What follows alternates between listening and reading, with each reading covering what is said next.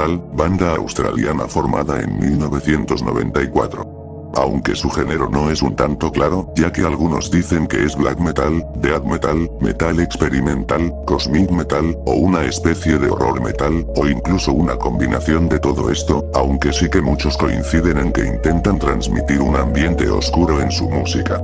Su estética es bien conocida aunque cambiante, siendo un auténtico horror cósmico con toques abstractos. Por ejemplo, el vocalista llamado The Curator ha usado como cabeza una caja fuerte con cara saliendo de los costados de la caja.